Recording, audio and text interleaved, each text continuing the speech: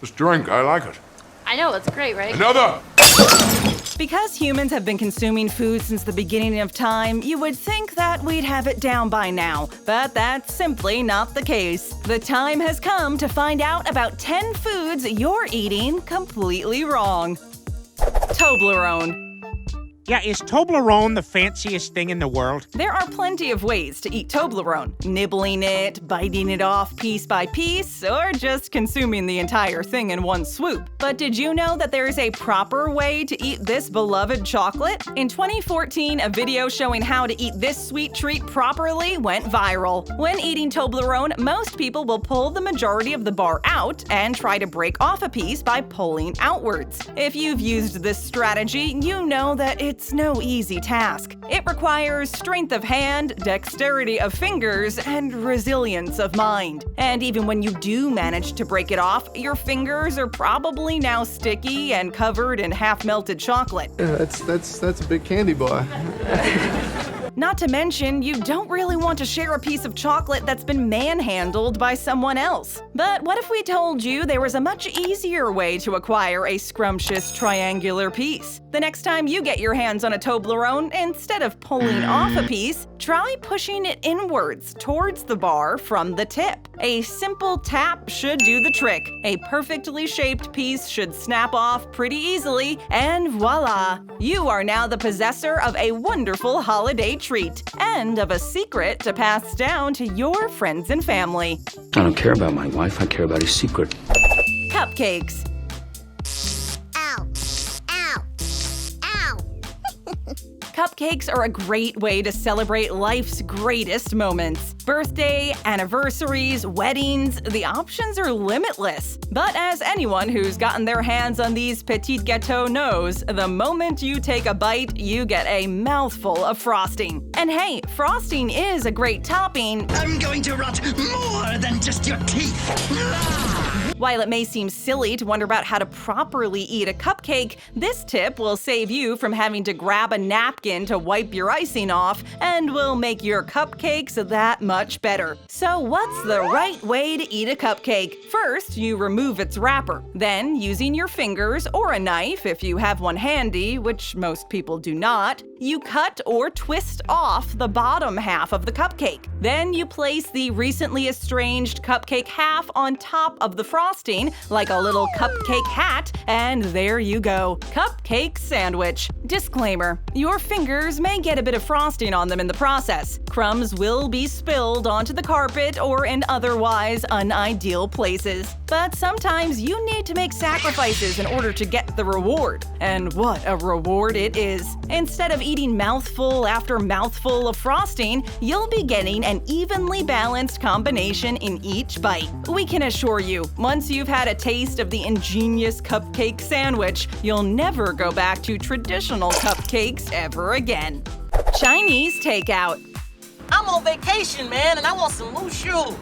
Mushu, you hungry? This is a hack for broke college students everywhere, so make sure to pay attention. You might know that the condiment containers you can get at fast food joints can fold out in order to accommodate for extra ketchup or chipotle, but did you know that Chinese takeout boxes have a very similar function? Ordering Chinese takeout is a great way to treat yourself. You don't need to worry about cooking, you can just relax on your couch and wait for the doorbell to ring. But if you've ever ordered Chinese takeout, you know that it can be hard to know how to approach it. Either you dig around inside the boxes, making your hands all greasy, or you have to get separate dishes to lay it all out on, which you'll have to inevitably wash later on. Instead of going through all that trouble, did you know that you can simply unfold the box that the food comes in? They're specifically designed to unfold into a plate, saving the sides of your hands from getting greasy and eliminating the need to do dishes later on in the night. And the boxes with the metal hooks work even better, giving a sturdier foundation. If you can't finish your fried rice or your chow mein, then the boxes fold right back up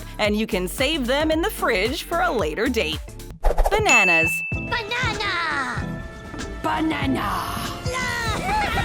How many times have you tried to peel a banana from the top only to be left with either bruising or breakage? Or even worse, how many times have you just not been able to open it, bending this poor yellow fruit back and forth without mercy? While it's true that there are plenty of tried and mostly true ways to eat a banana, here is the most efficient way. How did we learn it? By observing chimps in the wild. While they may not know about the invention of the wheel or how to calculate the square root of 64, these animals have sure got this skill down. We'll let you in on a little secret. There's always money in the banana stand! It all starts with how you peel it. You see, traditionally, we're taught to peel the banana from the stem, the top, the pointy bit, whatever you call it. But the stem is the toughest part of the fruit because that's what attaches it to the other bananas in its cluster. If you try to open it from there, it'll most likely end in damaging the fruit. Here's another little secret for you. What we consider to be the bottom of the fruit is actually the top. If you look at a banana plant, you'll see that they actually grow upside down, technically right side up. They grow from the stem upwards. If you don't believe us, Google it. In conclusion, despite what we've been told our entire lives, the best way to eat a banana is to peel it from the bottom up,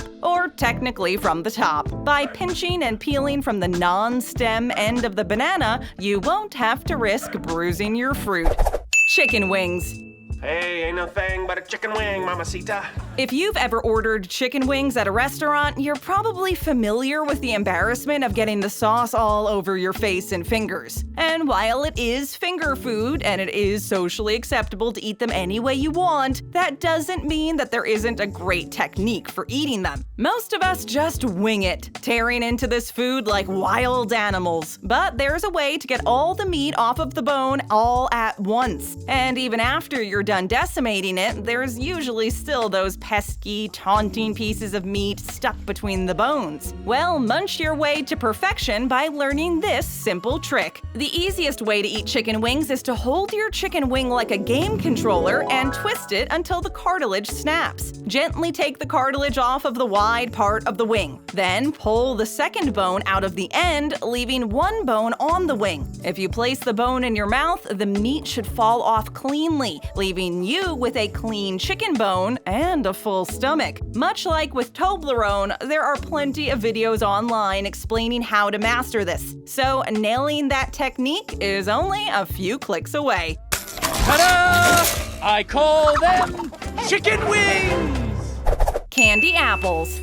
I wish we were going to Candy Apple Island. Candy apples are closely associated with county fairs, apple harvest festivals, and Halloween. They're a nostalgic piece of childhood, and everyone can look back on a fond memory where they've had this snack in their hands, running excitedly through the bright colors, wondering which rides they'd be allowed to go on. But this fall tradition is also notoriously sticky, prone to getting all over your mouth, cheeks, fingers, and even sometimes in your hair. What's even worse is that this snack is a favorite amongst children of all ages, who are arguably the messiest eaters in the human population. So while this is a deliciously sweet treat, it can be difficult to know how best to approach eating it. The most common and accessible way to eat a candy apple is to just take bites out of it like it's a giant, non-frozen popsicle. But this can be hard on your teeth, and it does nothing on cutting back the gooiness of the entire endeavor. Don't want your kids running away, making everything sticky and icky? Batman, what happened? Are you okay?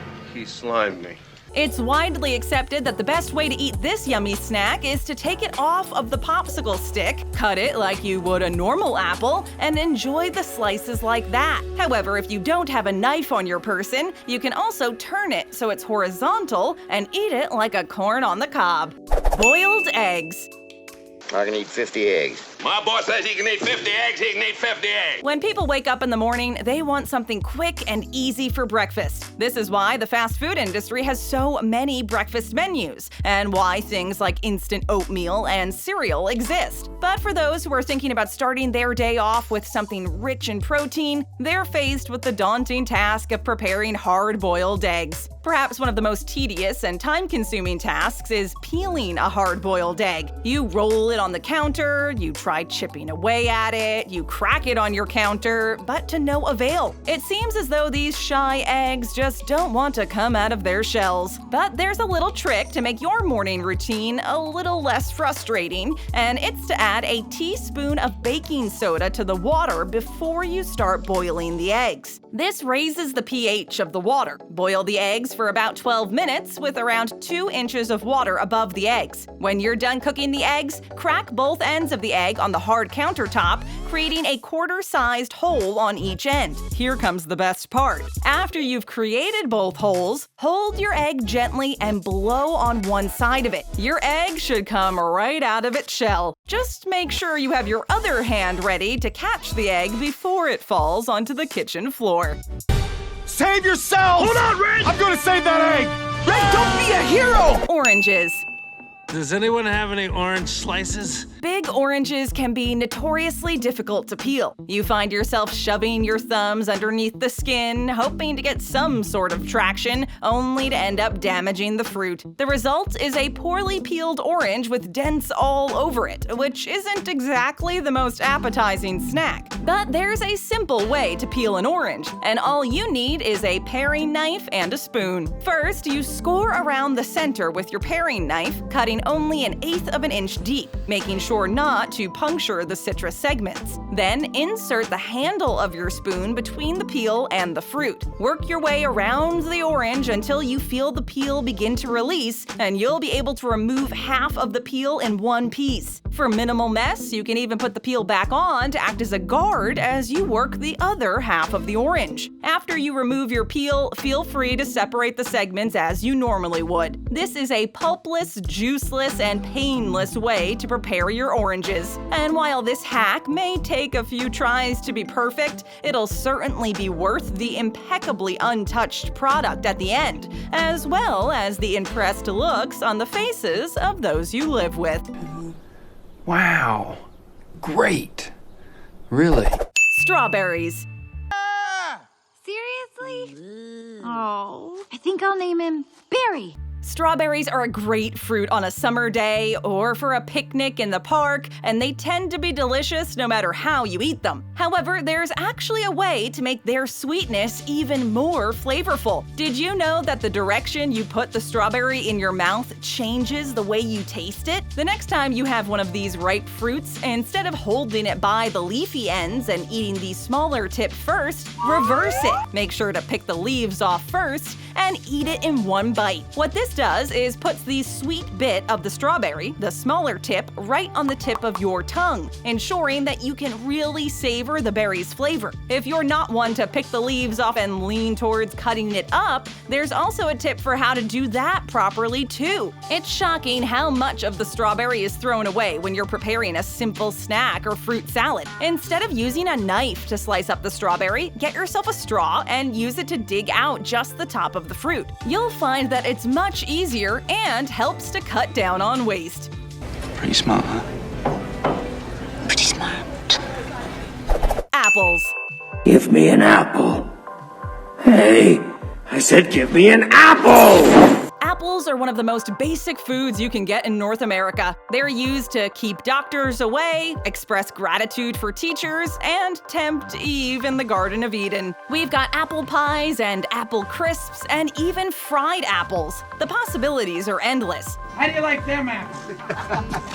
Apples are well loved because they're simple, cheap, and delicious. And because of how influential they've been, you'd think humanity would have figured out how to eat them by now, right? But despite their reach, there's a dark secret that apples haven't told you yet. The core of an apple is actually edible. It's true that the seeds contain cyanide, but in such small quantities that it really doesn't affect you at all. And the proper way to eat an apple? From the bottom. To start, do what you normally would. Wash your apple and remove its stem. Then, instead of approaching from the side or the top, approach it from the bottom. It may feel strange at first, eating an apple like this, but it's what the experts suggest. Once you reach the parts with the seeds, you can either spit them out or eat them like a champ. But otherwise, it's pretty straightforward.